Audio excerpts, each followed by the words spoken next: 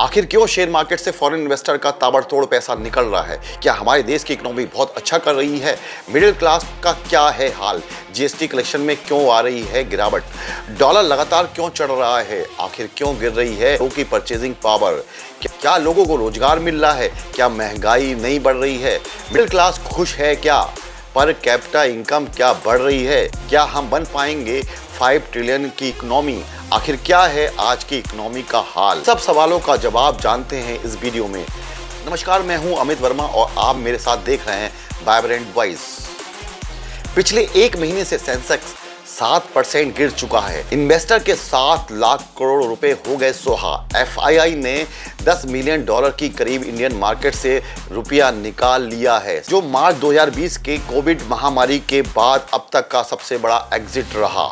Foreign investor के exit और market में इतनी बड़ी गिरावट आने के बाद भी लोगों के बीच कुछ ज्यादा त्राही नहीं हो रही है। ऐसा लगता है कि सबको सब मालूम था, ऐसा होने ही वाला है। मतलब सब माया है, कभी मार्केट ऊपर तो कभी मार्केट नीचे।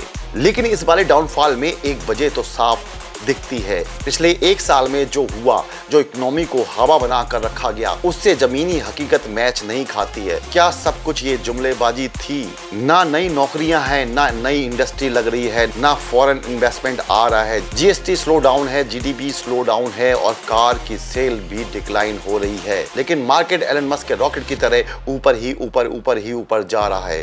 हो सकता है कि कुछ दिन बाद दिवाली रॉकेट की तरह मार्केट फिर ऊपर जाए। लेकिन भाई, जो इस समय हमारी आर्थिक स्थिति है, उसकी सच्चाई इतनी जल्दी बदलने वाली नहीं है। पर इसमें भी कोई शक नहीं है कि इंडियन मार्केट को आज भी एक ब्राइट स्पॉट के रूप में देखा जाता है। हमारा ब्राइट फ्यूचर है, लार्ज पॉपुलेशन और देश में वो हर चीज उपलब्ध है जो एक इमर्जिंग यूथ कंट्री में होनी चाहिए। लेकिन फॉरेन इन्वेस्टर को कुछ महीने पहले ही लग गया था कि कुछ तो गड़बड़ है, और ये शक और भी बढ़ जाता है जब अचानक शेयर मार्केट में डाउनफॉल शुरू हो जाता है। इस महीने से कंपनियों का रिजल्ट आने शुरू हो गया है, जहां फाइनेंशियल सेक्टर और कंपनी के रिजल्ट में स्लो डाउन आने लगा है। शायद ये बात फॉरेन इन्वेस्टर ने पहले ही भाप ली थी, इसलिए वे कुछ महीने से ताबड़तोड़ पैसा निकाल रहे हैं इंडियन मार्केट से। और वह इंडियन मार्केट से पैसा निकाल के साउथ कोरिया, जापान, चीन, इंडोनेशिया जैसे देशों में लगा रहे हैं। लगता है अब उन्हें इन कंट्री की जियोपॉलिटिकल स्थिति और इकोनॉमी ठीक लगने लगी है। फिर भी कहें तो हमारा मार्केट अभी उतना नहीं गिरा है जितना गिरना चाहिए, क्योंकि डोमेस्टिक इन्वेस्टर लगातार मार्केट से माल खरीद रहा है। आपको बताते चले यहाँ कि अक्टूबर के महीने में एफआईआई ने 1 लाख करोड़ की बिकवाली की थी, वहीं डोमेस्टिक इन्वेस्टर ने 93 लाख करोड़ की खरीदारी करी है।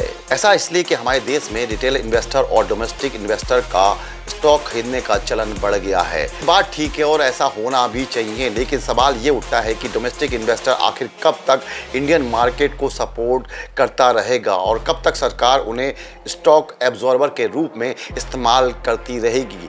FIIs and FPIs may come and go, but today Indian retail investors have proven that even if they come and go, any shock that may come is now taken care of because of the shock absorbing capacity the Indian retailer। हमारी economy सच में इतना अच्छा कर रही है तो अब हमें फॉरेन इन्वेस्टमेंट की जरूरत नहीं है।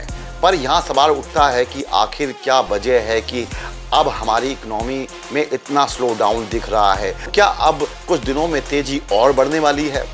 एक तरफ अलग अलग कंपनियों के सीईओ बोल रहे हैं कि डिमांड कम हो रही है, मिडिल क्लास सिकुड़ रहा है, परंतु सरकार कह रही है कि हम 8% की ग्रोथ से आगे बढ़ेंगे, अपनी इकोनॉमी को 5 ट्रिलियन की बना कर रहेंगे।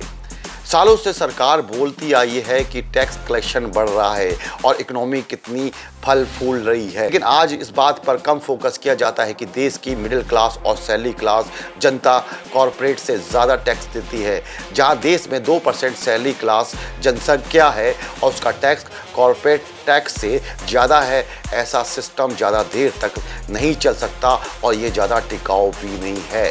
एक तरफ जहां सरकार 5 ट्रिलियन इकोनॉमी की बात करती है, वहीं जनता का तेल निकला जा रहा है। मेडिकल बिल, तमाम तरीके के खर्च बढ़ चुके हैं। कोविड महामारी के बाद देश में स्कूल की फीस 42% से ज्यादा बढ़ चुकी है और जाहिर सी बात है कि देश की पॉपुलेशन के पास हाउस होल्ड सेविंग गिर चुकी है और उनकी परचेजिंग पावर लगातार गिर रही है। इस साल अगस्त में हाउसिंग सेल 15% से भी ज़्यादा गिर चुकी है।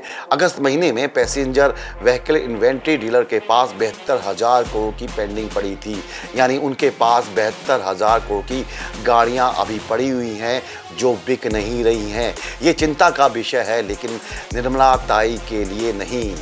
और उनसे यदि कोई सवाल देश की अर्थव्यवस्था के बारे में पूछ ले तो उनका रिएक्शन आप देख ही सकते हैं। Ma'am, do you believe India will remain a bright spot, ma'am?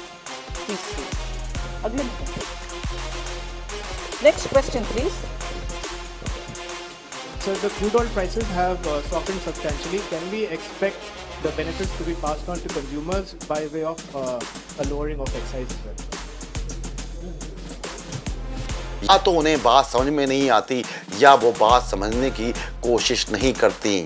देश के इकोनॉमिस्ट सभी बातों पर सहमत नहीं हो सकते, परंतु एक बात पर अपनी सहमति जरूर जताते हैं कि भारत में एक यूनिफाइड जीएसटी सिस्टम की दरकार है, और ये भी कि जीएसटी को जल्दबाजी में लागू किया गया था बिना प्लानिंग के साथ। इसने हजारों लाखों मिडिल और स्मॉल बिजनेस को खत्म कर दिया था, उनका बेड़ा गर्क कर दिया है। आज इतने साल के बाद भी जीएसटी इतना कॉम्प्लिकेटेड सिस्टम बन चुका है कि छोटा व्यापारी अपना माथा पीटता रहता है। आपको बता दें कि सरकार ने अब तो जीएसटी के आंकड़े जारी करना भी बंद कर दिए हैं। इसका लॉजिक अब समझ में आता है कि जहां सितंबर के महीने में जीएसटी का कलेक्शन 40 महीने के सबसे लो पर यानी 6.5 पर रह गया था, जो इस बात का सबूत है कि हमारी इकोनॉमी उतना अच्छा नहीं करी जितना डंका पीटा जा रहा है। अगर देश की अर्थव्यवस्था इतनी अच्छी होती तो डॉलर के मुकाबले रुपए की कीमत नहीं गिरती, जो आज 84 रुपए के ऊपर पहुंच गई है। 2014 की बात मालूम है आपको?